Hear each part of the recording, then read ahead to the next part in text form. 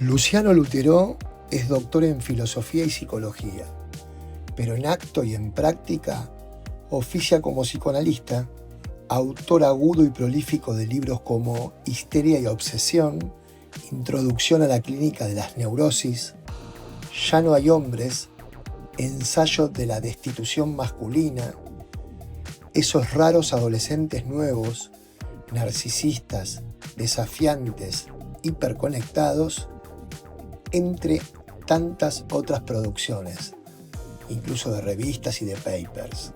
Hablar con Luciano es indagar y profundizar en las entrañas de la cultura y del ser. En este diálogo apreciativo, en la mañana al alba del domingo de resurrección, acudieron a la cita de la conversación la fatiga de vivir en este tiempo, el duelo, el dolor, la insistencia y el cambio, los fenómenos actuales en la consulta terapéutica, las inhibiciones, el sentirnos detenidos, con ansias de que pase algo, los síntomas, los movimientos no orientados, la ansiedad, las prácticas y experiencias del amor y el desamor contemporáneo. Tampoco faltaron el narcisismo, los celos, la envidia, la adolescencia, el deseo y el riesgo, el trauma, la angustia masiva, el peligro subjetivo, la revelación, la capacidad subjetiva de poder volver a algo para poder salir y perderse sin desfallecer, para no ser como uno de esos pobres chicos que, como advertía el psicoanalista Donald Winnicott, juegan a las escondidas, pero nadie los encuentra y quedan sumidos a la más brutal intemperie. Entonces, si tenés vocación y valorás la experiencia de formularte y elaborar preguntas, Luciano es un compañero de viaje extraordinario para salir a su encuentro y trascender la encerrona narcisista del ensimismamiento. Es muy temprano, estamos en colegiales, me parece, ¿no? 7:30 de la mañana y vocación, pasión por conversar. Es el día de resurrección. Es una palabra fuerte, la resurrección. ¿Qué te trae la idea de resurrección? Encima tenés un apellido que tiene una impronta histórica, ¿no? Los Lutero han pasado por la vida generando algunos impactos. ¿Podemos abrir reflexionando alrededor de la idea de resurrección? Sí, claro, ¿no? Es una palabra que tiene un enorme peso y un campo semántico enorme. Lleva al renacimiento, ¿no?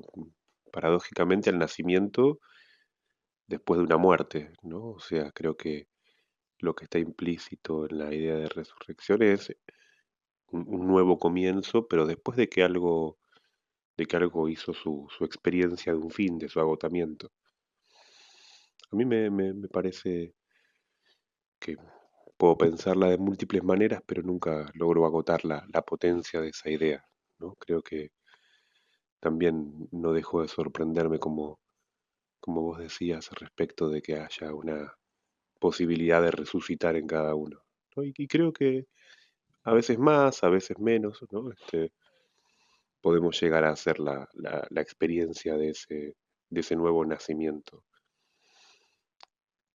Por un lado, este, leí alguna vez que la idea de resurrección tiene que ver con la idea de los ciclos en la naturaleza, ¿no? Con el pasaje de las estaciones, que todo en la naturaleza muestra, ¿no? Que algo tiene que terminar para volver a empezar, ¿no? En ese sentido, era Mircea Eliade quien decía, ¿no? Que la idea de resurrección tenía su origen en los mitos paganos de los renacimientos naturales. Pero él decía, se agrega algo más, ¿no? Él decía que en la resurrección cristiana hay algo que supera la idea pagana de renacimiento, porque lo que está en juego ahí es una experiencia profundamente humana. y de autoconocimiento. La naturaleza no se conoce a sí misma, simplemente concluye, ¿no? Podríamos decir, se destruye, ¿no? Hace ciclos destructivos para después tener que empezar de nuevo.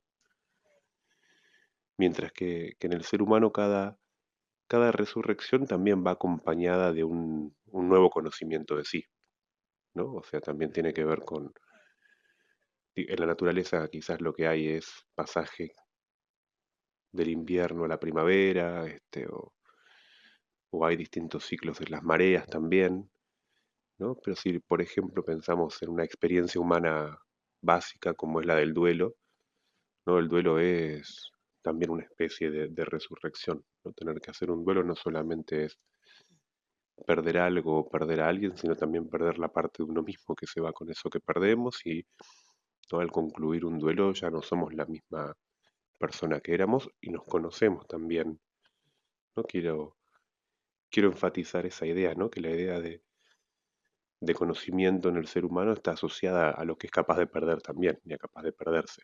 Qué apertura, ¿eh? Es un significante potente. ¿Sabes qué pensaba por oposición en el ciclo anterior, viste, a la resurrección potencial, que me venía a la cabeza la palabra desfallecimiento? Viste que hay momentos en que los seres humanos desfallecemos, nos agotamos. Se expresa coloquialmente a veces con la idea de estoy muerto, estoy muerta, ¿viste? Dice la chica. Y a veces ni se dice, sino que se transmite, ¿no? Por agobio, por aplastamiento. Estamos en el consultorio de Luciano y uno ve el diván y aflora, interpela, ¿no? Todo lo que subjetivamente se moviliza. Y entonces te quería preguntar, ¿cuáles son esas cosas en este tiempo que hacen al agotamiento, que hacen al desfallecimiento? ¿Cómo se presenta el dolor en este tiempo? Esa es la pregunta. Bueno, creo que son palabras todas muy significativas, también diferentes. Anoche justamente hablaba con un amigo que está pasando por un mal momento, ¿no? Y él me decía, ¿no? Que él ya no siente ansiedad, no le está atravesando una depresión que ya lleva bastante tiempo. Y me decía que ya no siente ansiedad, la ansiedad porque esto termine, dice, ¿no? Al mismo tiempo tampoco siente angustia, ¿no? Él conoce la angustia, ¿no? Ese afecto tan íntimo y existencial, sino que él decía, me queda solo el dolor en este momento, ¿no? Siento un dolor muy profundo y yo cuando lo escuchaba, de alguna manera también lo sentí, pero lo sentí porque lo sentí en el sentido de que no tenía mucho para decirle ya, ¿no? Como porque justamente quizás la angustia tiene esto de que se puede desplazar, que con la angustia de uno se puede angustiar el otro, ¿no? A los padres lo saben, ¿no? Digamos, el niño angustiado angustia a sus padres y así. Ahora el dolor tiene algo intransferible, ¿no? Y participar del dolor de otro tiene una condición conmovedora, ¿no? Él me decía, me siento solo con el dolor, solo tengo el dolor.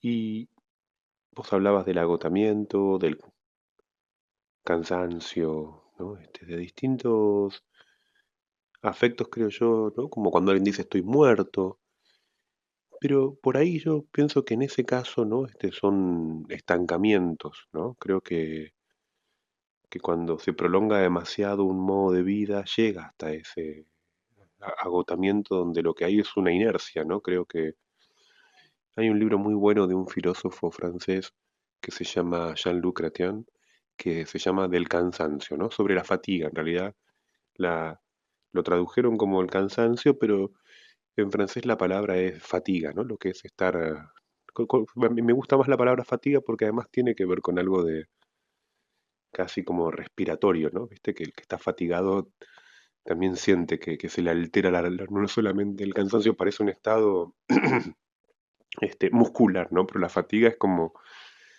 incluye también la respiración, ¿no? Estar fatigado.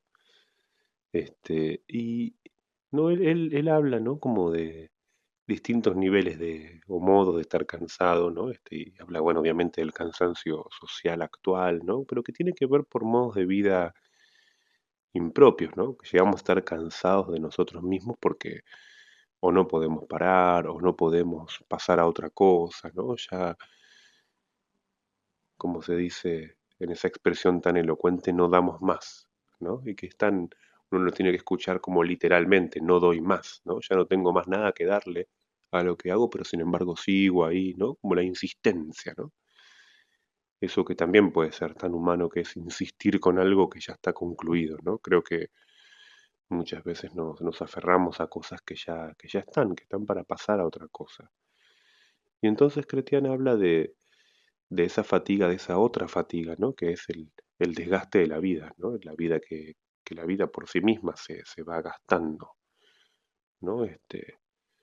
Y en cierta medida necesita hacer esa vuelta de página, ¿no? Y creo que ahí es donde juega un lugar, ¿no? Ordenando un poco los términos, el dolor, ¿no? Creo que es en la consulta terapéutica, que es a lo que yo me dedico, ¿no? Es muy frecuente que las personas digan que quieren cambiar, que quieren hacer otra cosa, que quieren algo mejor, que están siempre esperando algo que esté del otro lado, ¿no?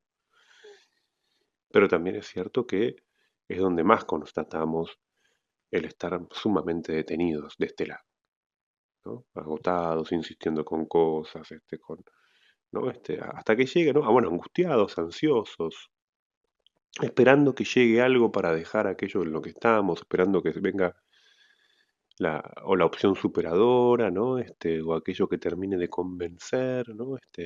Pocas veces está la experiencia íntima del ya no va más, ¿no? Porque ahí es donde se juega el dolor más profundo, ¿no?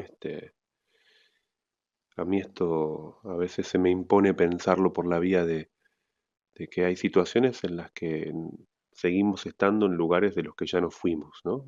Ya nos fuimos, ya.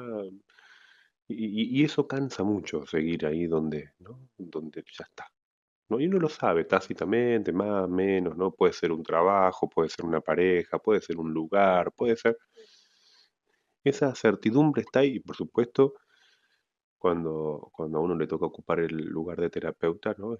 A veces puede llegar a escucharlo, ¿no? Como en esta misma distinción, ¿no? Que, como decía recién, a esta persona solo le queda el dolor, ¿no? Pasa que el dolor es, como dice la canción de Los Redondos, ¿no? ¿Puede alguien decirme me voy a comer tu dolor? No, nadie se puede comer el dolor del otro, ¿no? Entonces hay algo del dolor que es intransferible y que es hasta ese punto en el que alguien hace esa experiencia del dolor y efectivamente este, es casi como decir, por ahí es un poco excesivo, ¿no? Porque pareciera que en este punto entonces lo verdaderamente transformador, lo que hace que uno se modifique, ¿no?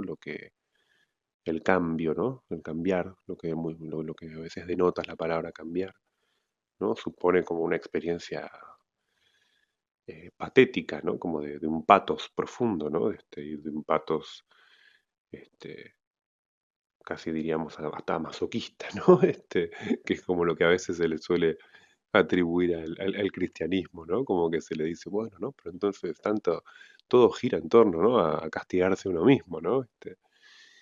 Y no sé si creo que justamente la experiencia del dolor por fuera del castigo, ¿no? Muchas veces al revés, ¿no? Creo que más bien se busca el castigo cuando no se le puede hacer lugar al dolor, ¿no? Cuando un dolor no puede encontrar lugar en la vida propia, no es raro que esa persona o tenga un accidente o se le rompa alguna cuestión o haga esa cagada por la cual la echan del trabajo del que no, o sea, termina como produciendo, ¿no? Como castigo lo que no, el dolor no asumido, ¿no? Tiene algún tipo de retorno a veces por la vía punitiva.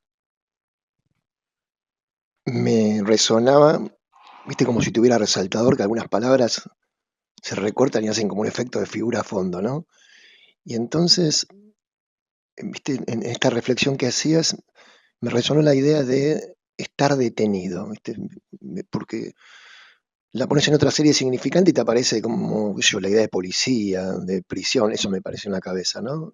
Pero sobre todo de inhibición y de inmovilidad, como esto llama eso que nos mueve, por contraste me impactó. ¿Podés profundizar un poco en fenómenos de la detención, cómo se presenta en el consultorio o en tu vida? ¿Alguna experiencia, alguna viñeta que dé cuenta de un estado de detención y qué movimiento, qué es lo que hace que, primero, qué es lo que detiene y eventualmente cómo se avanza sobre la detención? ¿Uno va a buscar un abogado? Es una muy buena pregunta. Coincido con esto que decís de que una presentación tiene que ver con la inhibición. Creo que este, es un término que en la práctica del psicoanálisis tiene un valor conceptual. La inhibición, no solamente la inhibición del yo, podríamos decir, de las funciones del yo que justamente, ¿no? Freud le atribuía distintas funciones y decía, bueno, ¿no? La movilidad, la alimentación, la sexualidad, ¿no? O sea, son las tres grandes funciones, ¿no? La inhibición del movimiento, este, ¿no? Por eso la inmovilidad de la que vos hablabas, ¿no? Que puede a veces estar bajo la forma de moverse muchísimo, ¿no? De hecho, hay algo ¿no? De la hiperactividad a veces que es, ¿no? El movimiento no orientado también es una forma de inmovilidad, porque a veces se parece dar vueltas en círculo, ¿no? También creo que, ¿no? Yo pensaba cuando a mí la palabra detención me lleva a, a una imagen que Freud utiliza, ¿no? Cuando también habla de la sexualidad y se refiere, ¿no? A el periodo de latencia, después de la niñez, antes de la pubertad, como un momento en el que se produce, ¿no? Como una especie de, él lo compara con el enfriamiento de la Tierra y la aparición de los glaciares, ¿no? Dice, bueno, es un momento donde hay una detención, ¿no?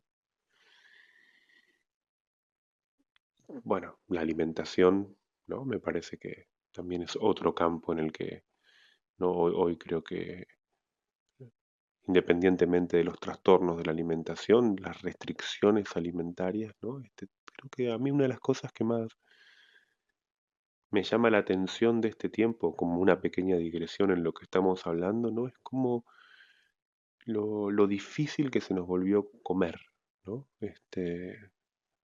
Creo que, ¿no? Es cada vez menos la gente que, primero que se alimenta, ¿no? Y segundo, ¿no? Que con lo que implica la alimentación de acto incorporativo, ¿no?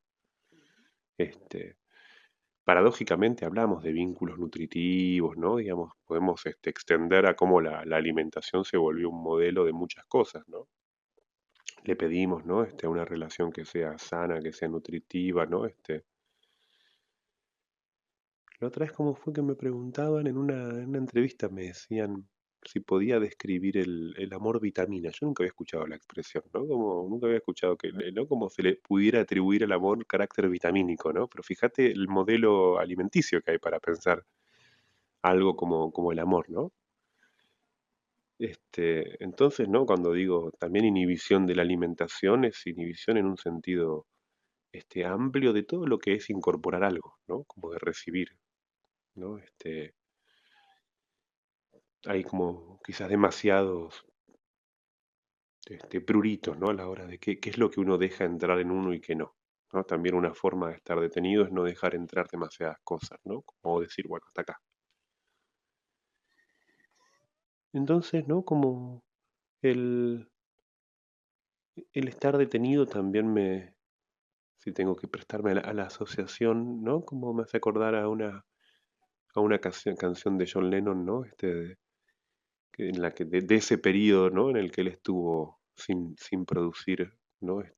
Demasiada, ¿no? Como después de esos primeros discos post-Beatles, antes de empezar a volver a grabar, ¿no? Él hace una canción que en el estribillo dice, ¿no? Vivo en un tiempo prestado, ¿no? Vivo en un tiempo que, ¿no? Como que es difícil, ¿no? Como es mi tiempo, es un tiempo de otro, es un tiempo que yo, ¿cuál es, no? Como haber perdido la orientación temporal, ¿no? Estar como un poco fuera de tiempo. Y esto, por supuesto, en la vía asociativa también me lleva, ¿no? A esa famosa expresión, creo que de Hamlet, ¿no? Donde cuando dice que el tiempo está fuera de sus goznes, ¿no? Se salió de quicio, ¿no? Es un tiempo desquiciado, ¿no? Como una puerta se sale, ¿no? De su marco, ¿no? Está fuera, está desquiciado, está fuera de sí, ¿no? Es un tiempo desencajado, ¿no? Fíjate las palabras que surgen, que van todas en la misma línea, ¿no? Algo que no encaja, ¿no? O sea, también este, estar detenido no necesariamente es estar quieto, ¿no? Sino que es también estar desencajado, estar como mal emplazado, ¿no? Desorientado, ¿no? Creo que a mí la palabra que más me hace sentido, ¿no? En esta dirección es como justamente la de orientación, ¿no? Lo que es una vida orientada, ¿no? Como una vida desorientada. Creo que en la práctica clínica, ¿no? Uno sabe que no le puede solucionar los problemas a nadie, ¿no? No, como no puede, como decirle a alguien qué tiene que hacer para estar mejor, ¿no? Pero sí, el trabajo es como tratar de que alguien encuentre una orientación, ¿no? Que no es lo mismo el dolor, ¿no? Que brota y mana, ¿no? Sin ningún tipo de forma, a algo que empieza a tener una orientación, ¿no? Hablando de esto de estar detenido, ¿no? Me acuerdo de una consulta de un hombre, que puedo contar esto porque, ¿no? Como lo estoy escribiendo, le pedí permiso para poder redactarlo, ¿no? Pues me pareció muy linda su secuencia, además muy breve y prácticamente no habla de él, podría decir que habla de un montón de personas más. Este, en el sentido de que es paradigmático también. Y, ¿no? Como él está en pareja con una mujer hace tiempo, ¿no? Una mujer con la que, este, después de un matrimonio, ¿no? Él empezó a estar en este nuevo vínculo que representó para él un nuevo modo de amar, ¿no? Entender, ¿no? Como entender que el amor podía ser de otra forma y cuando digo esto que parece tan abstracto, estoy diciendo algo muy concreto, ¿no? Digamos que el amor no era simplemente relacionarse con alguien que lo admirase, con una mujer con la que quizás no fue en un primer momento la excitación sexual lo prioritario, ¿no? O sea, una mujer que en un primer momento, ¿no? Salió quizás de la serie de las mujeres con las que él se relacionaba en la medida en que lo, lo interpelaba profundamente, ¿no? Y para él eso fue un desafío, ¿no? Y en efecto, a través de ella conoció una nueva manera de la sexualidad, conoció una nueva manera de pensar lo que era una pareja, ¿no? Se reformuló profundamente. Uno diría, bueno, pero muy bien, entonces, ¿por qué la consulta, no? Lo que le empezó a pasar de un tiempo a esta parte es que él empezó a sentir, ¿no? Después de este movimiento, ¿no? Que no, en cierta medida ella no por algunas, empezó a, por decirlo así, a resentirse con ella, ¿no? Por algunas actitudes de ella en la que ella se le revelaba egoísta, ¿no? En algunas actitudes de ella en la que ella mostraba que prefería otra cosa antes que estar con él, pero que al mismo tiempo él podía pensar que eso no era tan así, ¿no? Porque después cuando estaba con él, ¿no? Inevitablemente eso lo llevaba a algunas fantasías un poco masoquistas, ¿no? Retomando lo que decíamos antes, ¿no? De sentirse usado, ¿no? Sentir que, ¿no? Yo que me jugué tanto por ella pareciera, ¿no? No, no jugarse tanto por mí, ¿no? Y bueno, resumo por ahí lo que fue ese tiempo de trabajo diciendo, ¿no? Como que detrás de esas fantasías de usufructo, ¿no? De sentir que él era como una especie de perrito faldero, ¿no? De ella a él, que siempre había sido un hombre muy amado, ¿no? Él en un momento dice algo maravilloso, él dice algo así como, ¿no? ¿por qué me quedo con ella, no? Sí, podría haber, ¿no? Yo podría tener 1000 otras mujeres, ¿no? ¿No? Y yo me acuerdo que le dije, bueno, porque ella no hace 1001, ¿no? O sea, ella no entra. Hay 1000, vos sabés que hay 1000, pero ella no es una más de las 1000, no es la 1001, ¿no? Es una que está por fuera de esas 1000. Y, y fue interesante, ¿no? Porque, como dije antes, ¿no? En un primer momento para él se trató de conocer un nuevo modo de amar. Pero lo que para él nunca estuvo en cuestión era lo que era ser amado, ¿no? ¿Cómo soy amado? ¿Soy amado como yo quiero que me amen? ¿Le pido al amor del otro que el amor del otro sea para que yo me ame a mí mismo? ¿No? O sea, lo que yo espero del amor del otro es que el otro me ame de una forma en la que yo me pueda amar, ¿no? O en última instancia puedo recibir ese amor que sin duda puede ser que hasta, ¿no? Que el modo en que el otro me ama a mí me descoloque respecto de mi narcisismo, ¿no? Por supuesto que él ubicaba, ¿no? Que la de ellos seguía siendo una gran pareja, ¿no? Y que cuando ella estaba con él, ¿no? Estaba muy presente, ¿no? Quiero decir, no estamos hablando de un vínculo, ¿no? Donde faltaba el amor, solamente que, ¿no? Para él era muy difícil, ¿no? Como producir ese desplazamiento, salir de esa detención narcisista, ¿no? Donde yo quiero que me amen como yo quiero que me amen, ¿no? Donde tomar el amor del otro es, de alguna forma, correrme de cierta, ¿no? De cierto criterio de cómo deberían amarme, ¿no? Quiero decir, ¿no? Como todos tenemos quizás una expectativa, ¿no? De cómo nos gustaría, creo que hay una marca de ropa que se llama ¿Cómo quieres que te quiera?, ¿no? Que a mí me gusta mucho el título, ¿no? Y creo que eso, para mí es también algo que está muy centrado, ¿no? En la cuestión del inicio de la resurrección, ¿no? Creo que si yo tuviera que resumir de alguna manera como lo que creo que está en el núcleo de la experiencia cristiana del dolor, para mí es cierta promesa de que las cosas van a pasar, ¿no? Las cosas van a pasar, pero no van a pasar como vos querés, ¿no? O sea, van a pasar, pero no como vos querés, ¿no? Te van a querer, no como vos querés que te quieran, ¿no? Vas a conseguir, sí, sí, no, tranquilo, ¿no? Porque quizás tengas que estar atento, ¿no? A cómo va a ser, ¿no? Eso va a llegar de alguna forma, ¿no? Creo que también es la expectativa de un juicio final, ¿no? El juicio final no es algo que va a venir, ¿no? Es algo que está pasando todo el día, ¿no? Todos los días nos encontramos con el juicio final, ¿no? Pero pasa es que hay que ver qué tan atentos estamos a esos. Es decir, hay que buscarlos por otro lado, ¿no? Creo que en este punto por eso, ¿no? Perdóname la digresión un poco más, ¿no? Creo que la iconografía cristiana, ¿no? que muestra tanto, ¿no? Como por ahí tiene tantas escenas de martirio, ¿no? No sé, los santos pegándose, ¿no? Y, y en cierta medida, ¿no? Uno diría, bueno, pero viejo, como decíamos antes, son todos masoquistas estos, ¿no?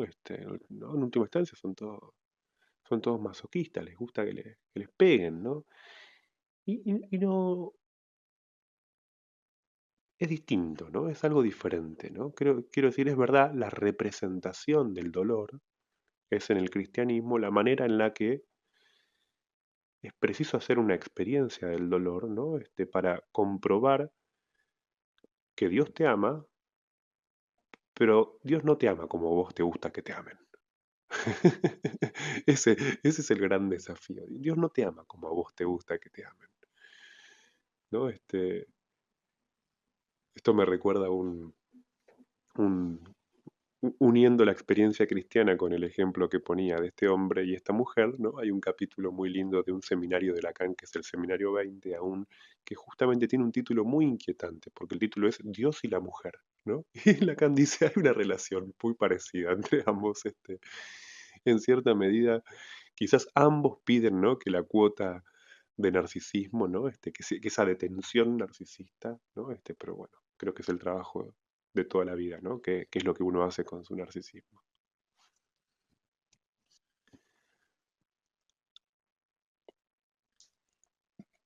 ¿Cómo se sale del encapsulamiento narcisista? Por la viñeta que traes, la pregunta por el amor está claro que sacude, moviliza, ¿no? La fijación que pudiera generar el narcisismo. ¿Y cómo conectas, viste, el ambiente de época, o cómo pensás, o cómo lees, o qué te llama la atención, la atención entre el espíritu de los tiempos, el ambiente de época y las formas del amor? Sé que has estudiado, todo el tiempo estás leyendo, estás aprendiendo, estás reflexionando, pero si tuvieras que caracterizar algunas de los fenómenos en que se presenta el narcisismo contemporáneo y de los avatares que hacemos las personas, que tenemos los sujetos de dar cuenta de un más allá del narcisismo, ¿cómo se dirime esto en estos tiempos? ¿Qué características tiene la época que le genera como contexto, escenario, marco, a poder preguntarnos, a poder trascendernos, a poder movernos en la línea de lo que estamos hablando? Sobre todo en esto que planteaste, las personas que vienen al consultorio están de este lado y quieren ir al otro lado, ¿no? Y el narcisismo, ¿cómo juega en la posibilidad de hacer esos movimientos, esos pasajes? Te pregunto esto y me viene una serie que por estos días pegó bastante, que es Envidiosa. No sé si llegaste a verla, pero viste, se le presenta el amor todo el tiempo a la protagonista y ella no lo registra, no lo ve, y está todo el tiempo yendo a buscar un ideal que la encuentra muchas veces en situaciones dolorosas, patéticas, flagelantes, autoflagelantes sobre todo. Bueno, dije un montón de cosas, pero sumarizando, me vuelvo al eje de este lado, del otro lado, el narcisismo y cómo atravesarlo. Bueno, es una pregunta para la que yo no puedo tener una respuesta porque también la busco, ¿no? La busco en mi vida, ¿no? Vos mencionás esta serie envidiosa, ¿no? Y a mí una de las cosas que más me gustó de la serie es justamente que el título sea envidiosa, ¿no? Porque la envidia es un pecado, ¿no? No diría, no es un síntoma. No es un síntoma quizás de los comunes en el psicoanálisis, no sé, los celos. ¿Por qué no celosa? ¿No? Los celos son un síntoma, ¿no? Un síntoma bien edípico además, ¿no? El celoso es alguien que está en relación a un amor que por el que compite, que cree que otro le saca, ¿no? Digamos, es un síntoma que hasta produce algún tipo de hilaridad, ¿no? Del celoso siempre tiene algo como dice Barthes, ¿no? El celoso es un poco vulgar, medio ridículo, ¿no? Como este, nos compadecemos bien del celoso. Ahora la envidia tiene un trasfondo más oscuro, por eso me gusta que el título va a un, a un subsuelo, ¿no? Mucho más oscuro. Y como vos decís, creo que muestra bien, ¿no? Como todo lo que esa mujer sufre por no sufrir, ¿no?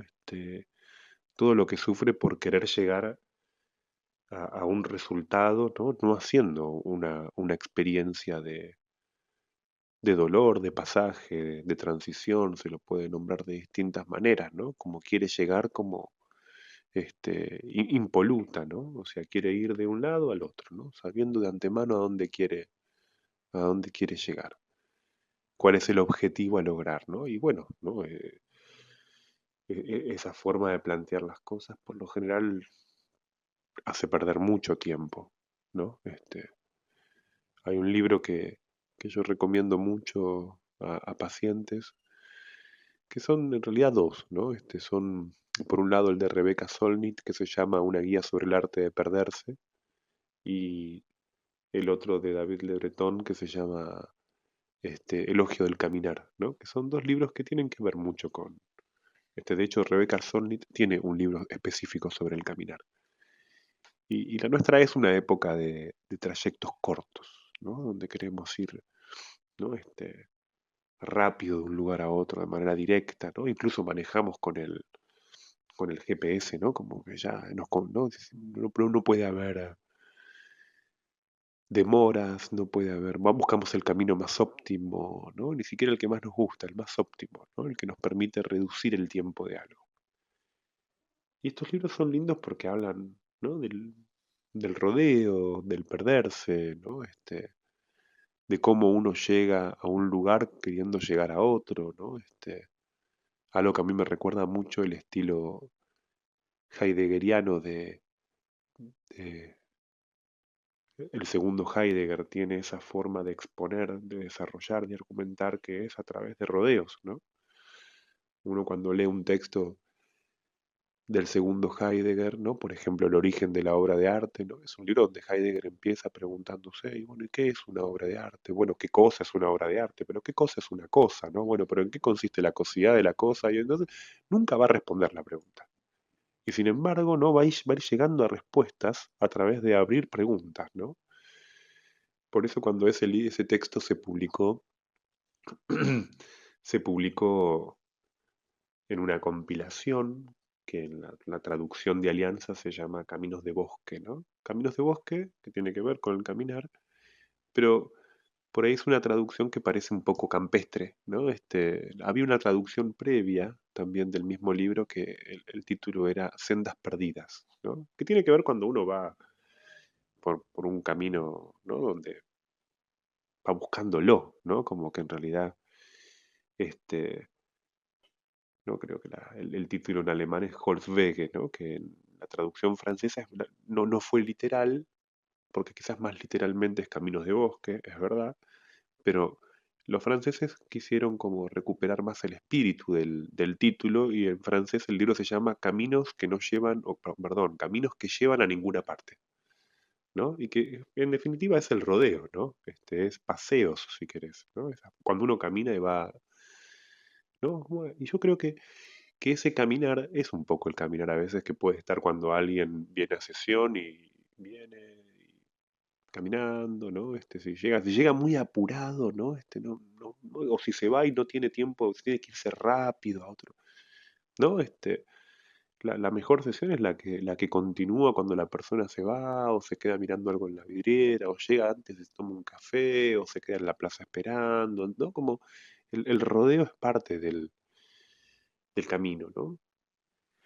Sobre todo porque el rodeo es la manera de poner en cuestión, volviendo a la cuestión del narcisismo, ¿no? Si yo tuviera que situar qué es el narcisismo sin tener que buscar una definición muy enfática, ¿no? Diría que el narcisismo es una forma de aseguramiento de los caminos, ¿no?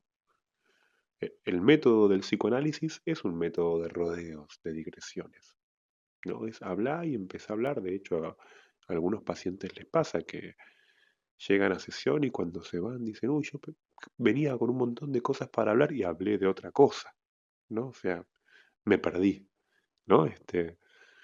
O puede ser que en el medio de la sesión digan, bueno, pero ¿y en qué estábamos? ¿Cómo llegamos acá? O sea, es para perderse, ¿no? El método analítico. Perderse respecto del narcisismo. El narcisismo es, yo diría, ese puente que asegura lo que decimos en el punto en el que siempre estoy yo para responder por lo que digo, ¿no? Es ese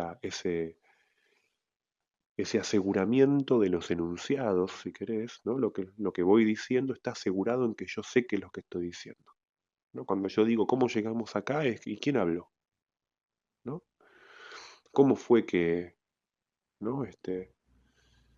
¿Quién dice esto? Esto que estoy diciendo, no, esto mi viejo decía, es mi vieja, ¿no? Como, esto se lo escuché ¿no? Rápidamente empezamos a aparecer otras voces, ¿no? Entonces, en cierta medida, ¿no?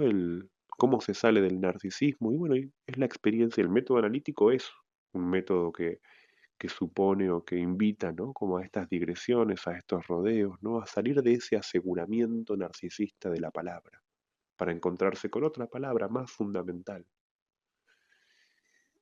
libre. Libre no porque uno diga cualquier cosa, es libre respecto del narcisismo, ¿no? Y yo creo que ahí es donde me parece que se dibuja un conflicto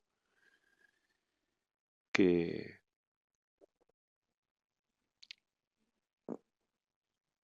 del que puedo hablar personalmente, ¿no? Como porque justo conversaba con una persona el otro día, ¿no? Como este, que es una persona religiosa que me decía, ¿no? Como después de escucharme un rato, me decía, ¿no? Como, bueno, pero no como vos sos una persona que por lo general busca asegurarse o busca ser libre, ¿no? Y me pareció impresionante como me escuchó, porque yo dije, claro, ¿no? Como la búsqueda de seguridad para mí sí, quizás en cierto punto siempre fue más fuerte que la búsqueda de libertad, ¿no?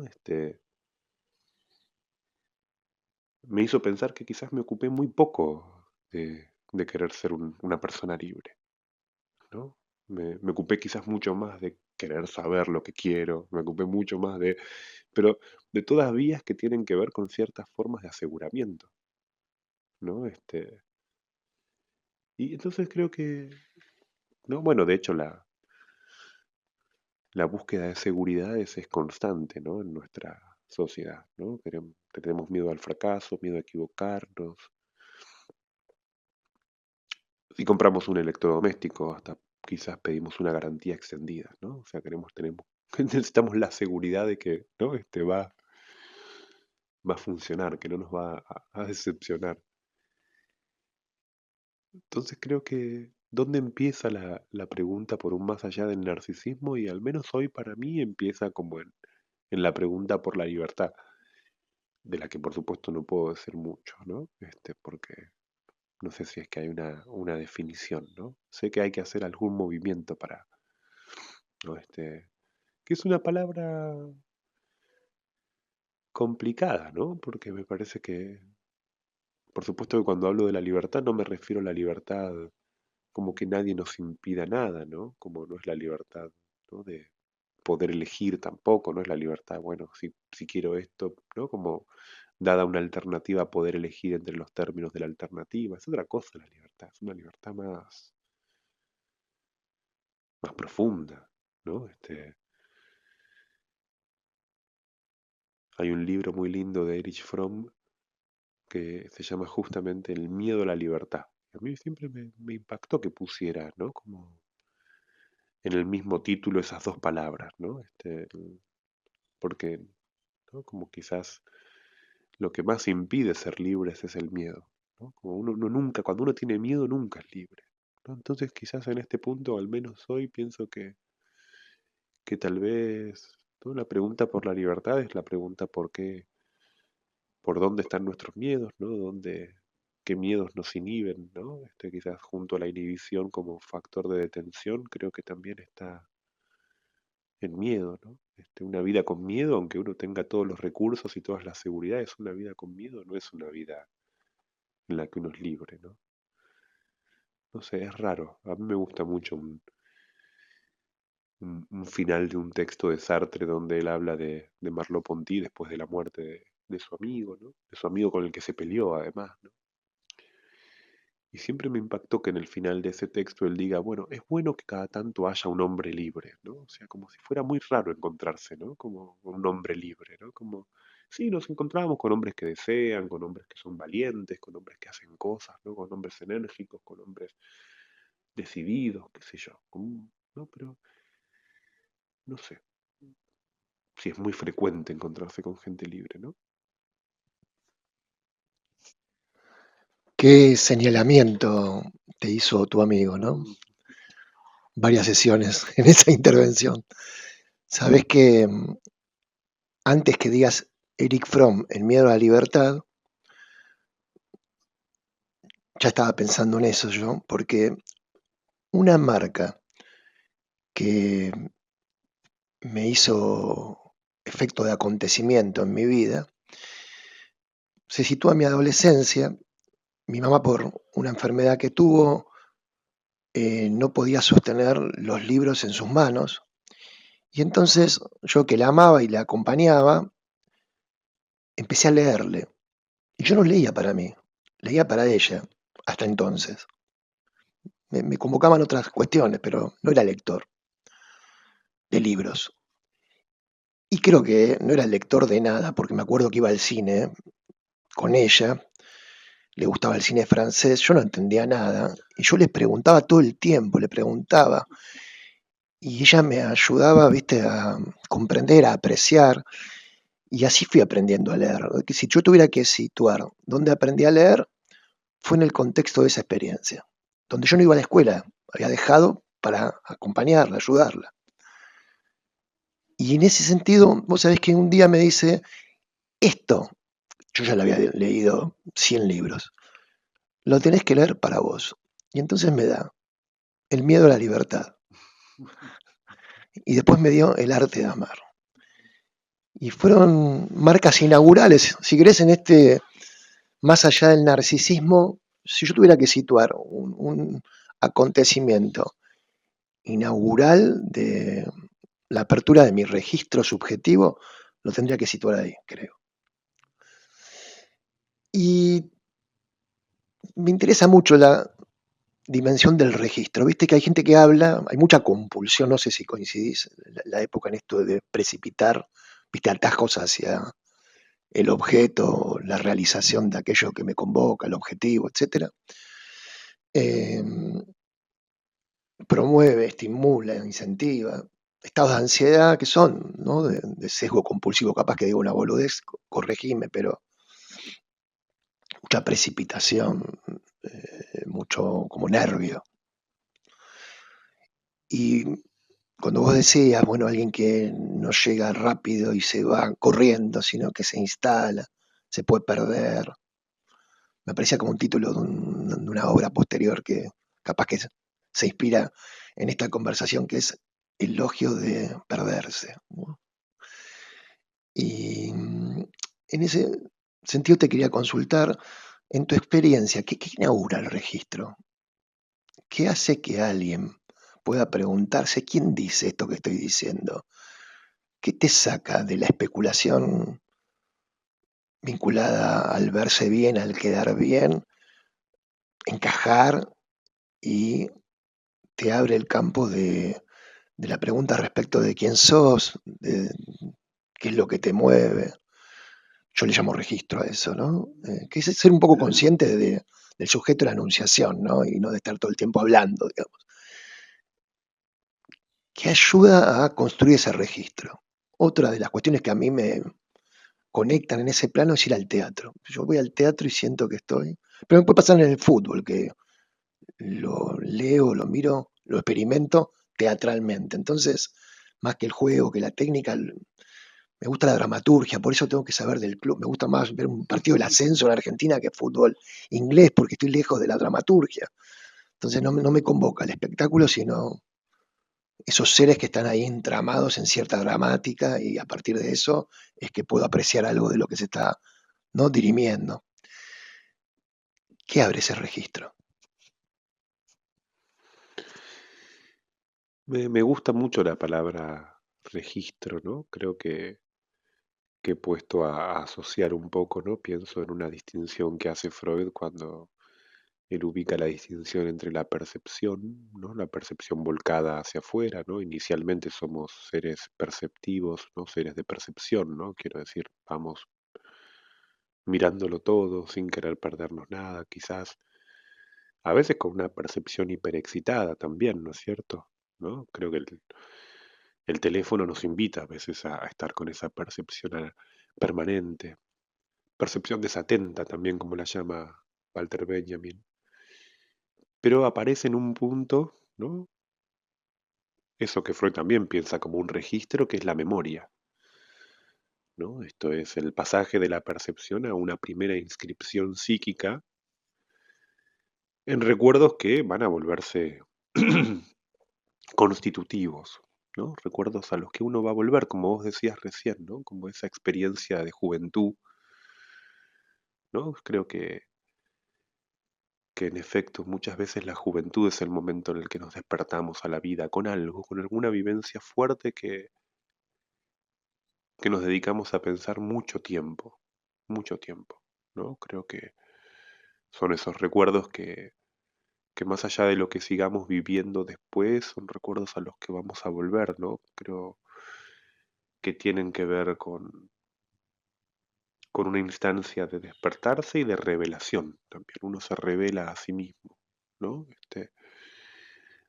Para mí, una instancia o un momento como de revelación también, de revelación de la vida para mí mismo, fue más o menos en aquel entonces, en mi adolescencia, quiero decir. Yo tenía como un grupo de amigos, algunos medio quilomberos, ¿no? Y y una época un poco, ¿no? Como difícil, tal vez, ¿no? ¿No? Lo cierto es que, ¿no? Como ubico como momento importante en ese entonces la muerte de uno de estos amigos, ¿no? En una circunstancia, ¿no? Como evitable, si querés, y bueno, cierta disolución de ese grupo, ¿no? Y después enterarme que algunos no terminaron bien, ¿no? El tema, ¿no? Como el tema de las drogas, ¿no? Como fue en una etapa como, sin haber sido yo un consumidor, ¿no? Como excesivo, ¿no? También me pregunté por qué no lo fui, ¿no? Y, ¿no? ¿Por qué, ¿no? Otros, ¿no? Quedaron súper enganchados con eso, ¿no? Mucho tiempo me acompañó la pregunta, ¿y por qué yo no? ¿No? ¿No? ¿Y por qué yo no?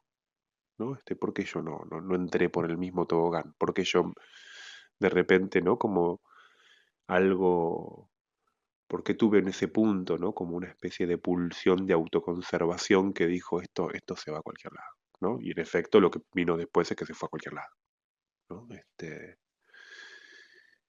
¿Qué,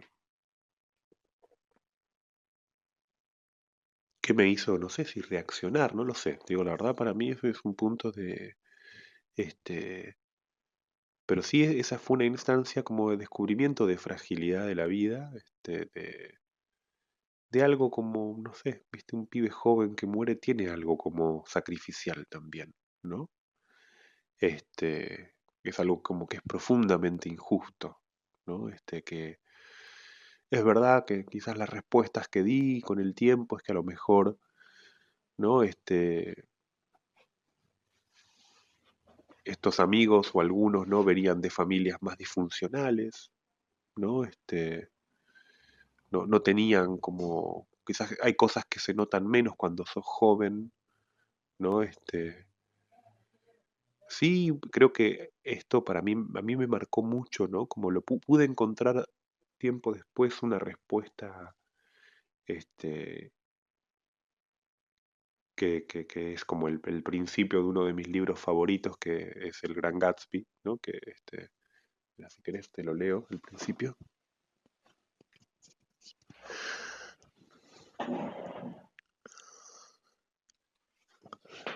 La biblioteca de Luciano, mientras busca el Gran Gatsby, les cuento que es abundante, colorida, generosa.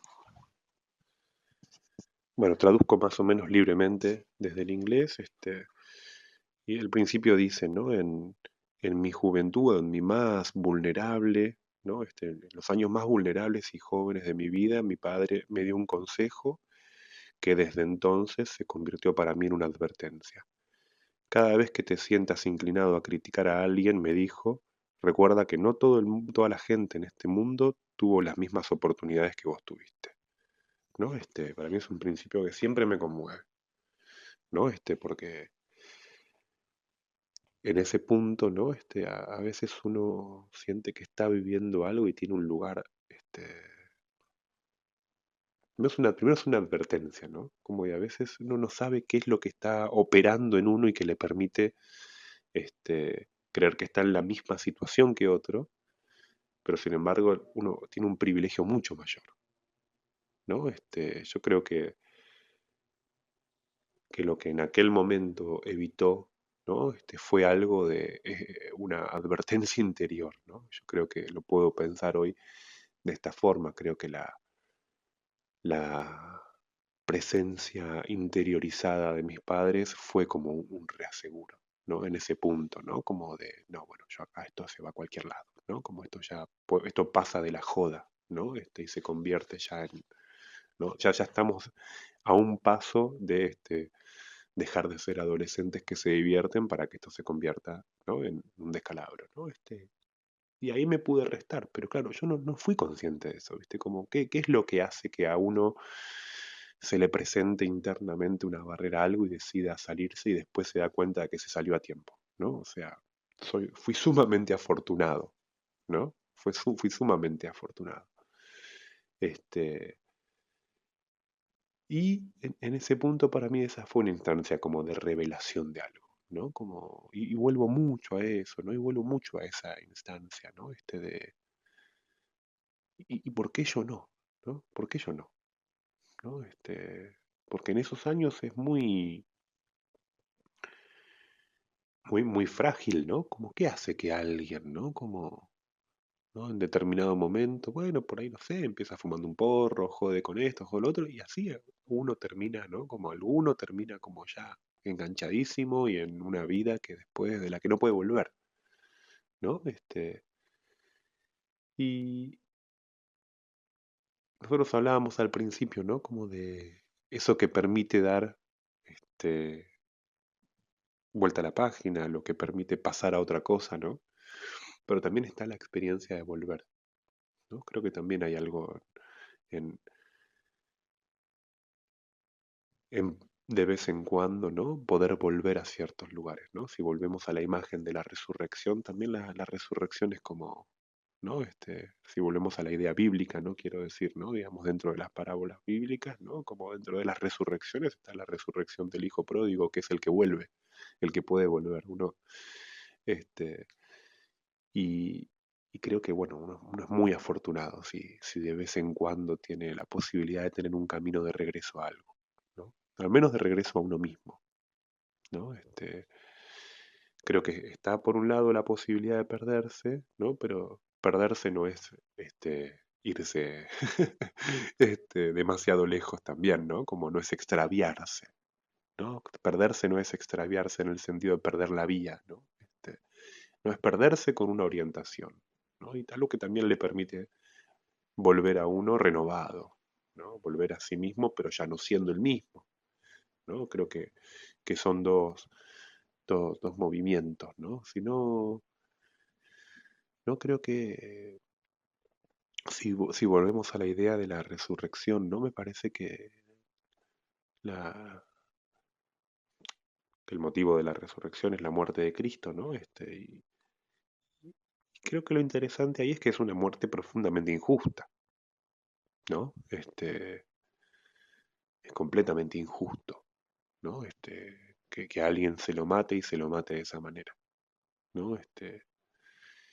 Pero creo que también se rehabilita ahí el sentido de pensar que a veces en cosas que nosotros decimos, ¿cómo puede ser que me pase esto, no? Como es, el narcisismo suele decir que es injusto lo que es doloroso, ¿no? La interpretación narcisista de lo doloroso es injusto que a mí me pase esto, ¿no? Y hacer cierta experiencia también de lo injusto, ¿no? Es la promesa de que va a haber un camino de vuelta, ¿no? Quizás la primera interpretación de lo doloroso es como, no, esto no puede estar pasándome a mí, ¿no? Esto yo no me lo merezco, ¿no? El mundo es malo conmigo, ¿no? Y quizás la promesa o la expectativa es, bueno, confía un poquito más, ¿no? Como que, ¿no? Como si le hacemos, por un lado, lugar al dolor y si uno se pierde un poquito y después puede volver, ¿no? Esto va a revelar, ¿no? Va a tener una función reveladora como puede, ¿no? Me acuerdo Y hace poco escuchaba a un muchacho bueno, un pibe que hoy ya en realidad es un hombre, ¿no? Él me hablaba de su juventud también y quizás por resonancia con lo que me pasó a mí, ¿no? Él tenía un grupo de amigos en la adolescencia que también andaban un poco en la joda, ¿no? Y en una ocasión, ¿no? Su padre le encuentra un porro, ¿no? Digo, en los 90 encontrarte un porro era como encontrar, ¿no? Como, este, y entonces el padre le dice algo así como, yo no te lo voy a prohibir, ¿no? Pero te digo que no estoy de acuerdo con lo que estás haciendo, ¿no? ¿No? Para él fue eso, ¿no? Como algo que no le sirvió de mucho, ¿no? Él quizás hubiera necesitado mucho más que se lo prohibieran para quizás para entrar, no para dejar de hacerlo, pero por lo menos para que hubiera alguien con quien, ¿no?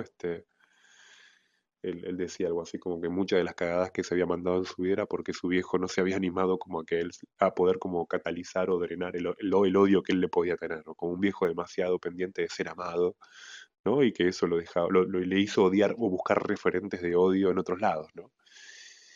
Entonces él dice, yo no, en ese punto, ¿no? Mi viejo me encuentra eso y yo seguí, ¿no? Como, y en una ocasión me dice, ¿no? Como, este, con este grupo de amigos y en una situación de consumo, ¿no? Digamos, tuve una vivencia corporal donde me angustié tanto, dice, ¿no? Como, este, yo creo que en mi caso, ¿no? Como te decía antes, hubo algo más interno, ¿no? Como algo más de una presencia, como te dije antes, la presencia interna de mis viejos, ¿no?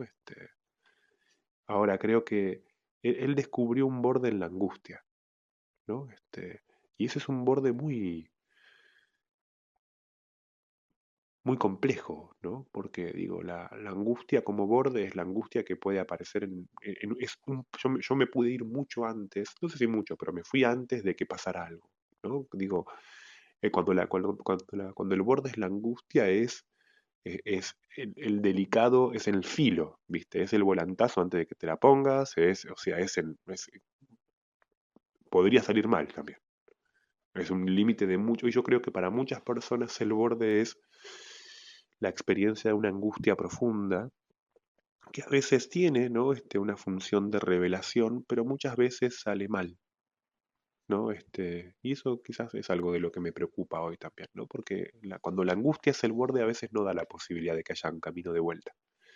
Es como dice el dicho, ¿no? Como te pasaste dos pueblos, bueno, te pasaste dos pueblos, pero ya no hay vuelta, ¿no? Creo que a veces si tengo que resumir un poco lo que creo que es el trabajo psicoterapéutico, es tal vez buscar la manera de que alguien tenga una experiencia de volver, ¿no?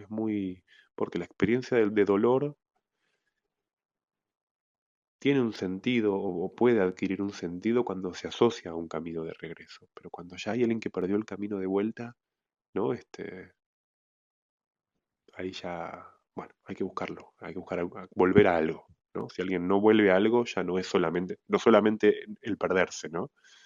¿No? Hay que, como dice, ¿no?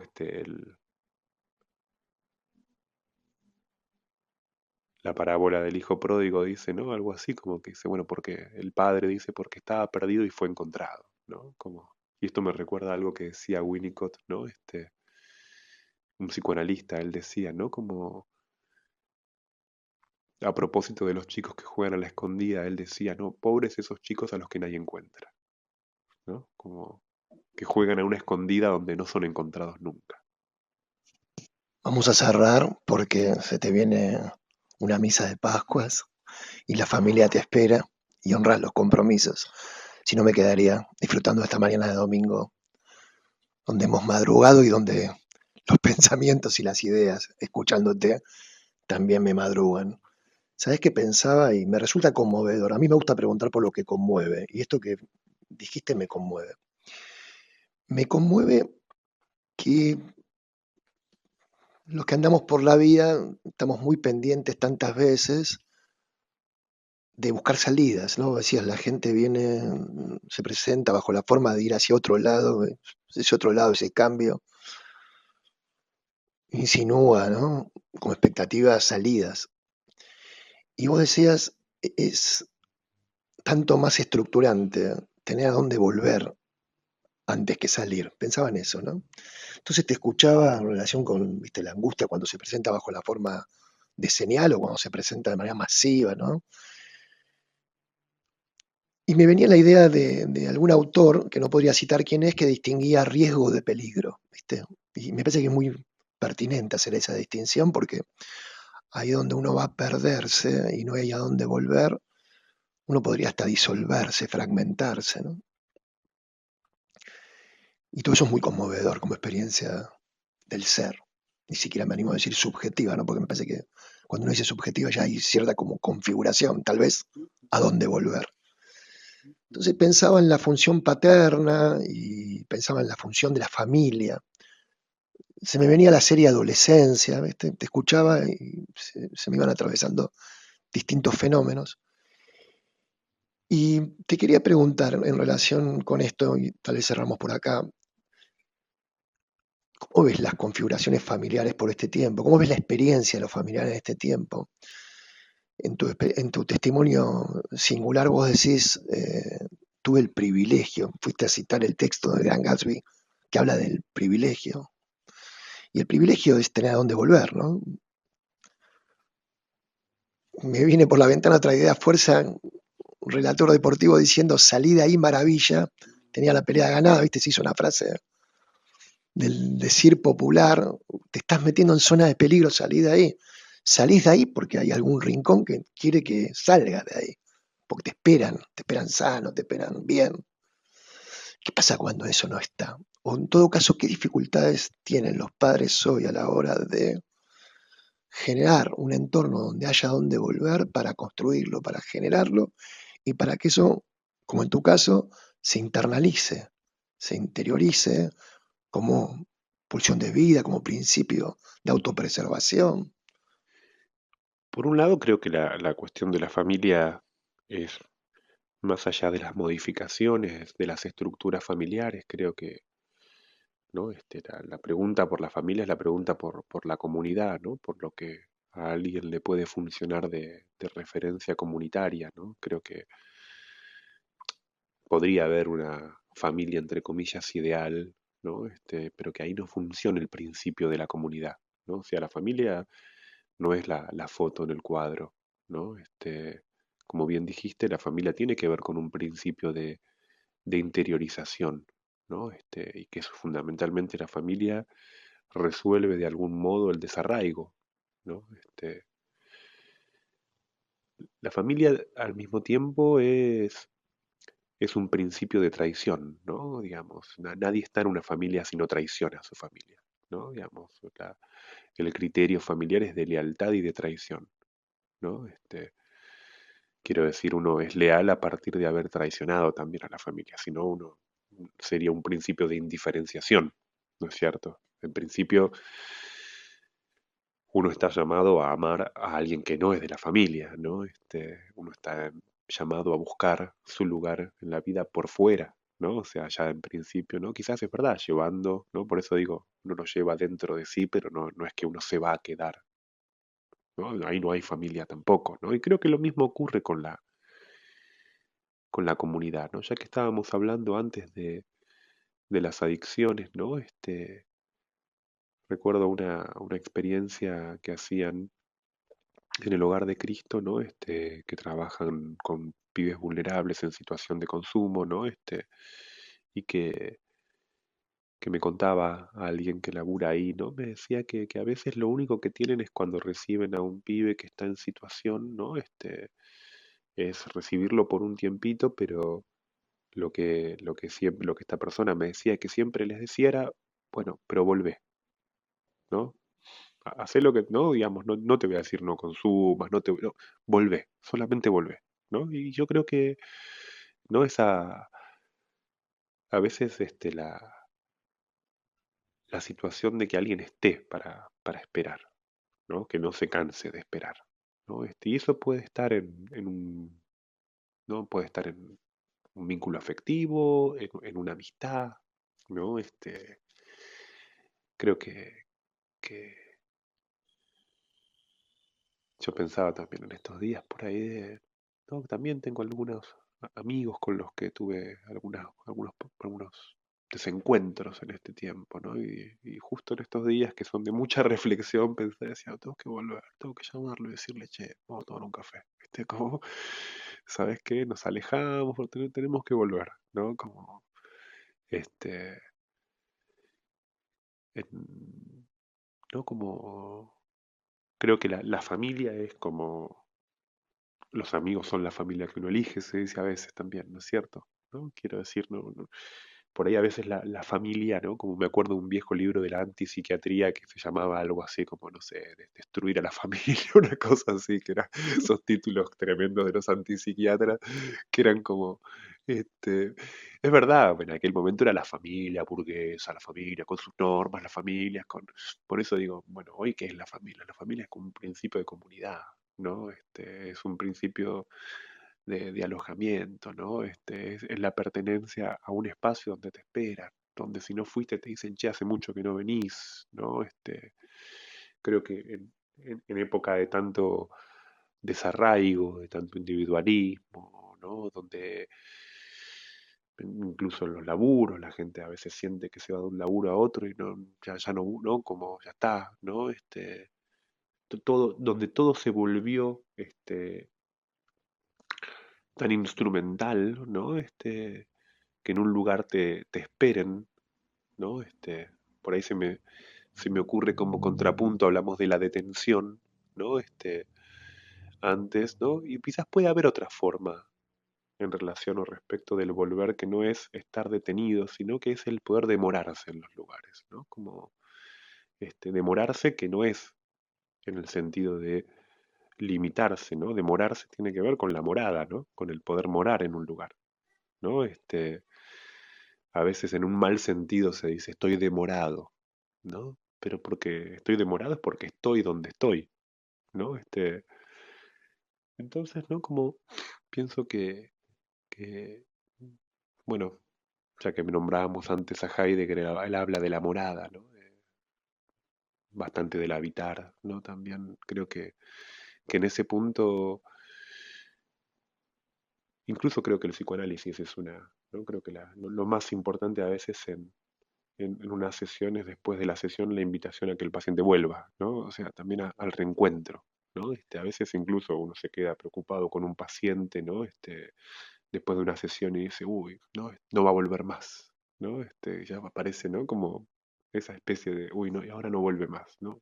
Bueno, pero vuelve, ¿no? Vuelve y hay una nueva, un nuevo encuentro, ¿no? Creo que este, hoy no es época ni hay chances de una sociedad que tolere un principio normativo más, ¿viste? Como de la bajada de línea, porque el desarraigo es muy grande también, ¿no? Como ya creo que sé yo, no hay margen para una sociedad en la que, no sé, los padres digan, soy tu padre, haz lo que quieras, qué sé yo. La serie Adolescencia muestra eso, en definitiva, ¿no? Como, incluso es muy poco lo que podemos hacer los padres, ¿no? Ahí se escucha a mi hijo despertándose. Está llamando Juan, es tiempo de concluir. Gracias, Luciano, por invitarme a alojarme, detenerme en tu morada. Que tengan un día de resurrección, que los resurrecte. Que así sea. Muchas gracias. Escuchaste Eso que nos mueve, un podcast original conducido por Fabián Jalife. Si te inspiró, te hizo pensar, te despertó curiosidad o movilizó la imaginación, compartilo con gente que querés y seguinos con la opción seguir en el próximo episodio. Eso que nos mueve es una producción original de BMC Strategy y Jalife Brothers.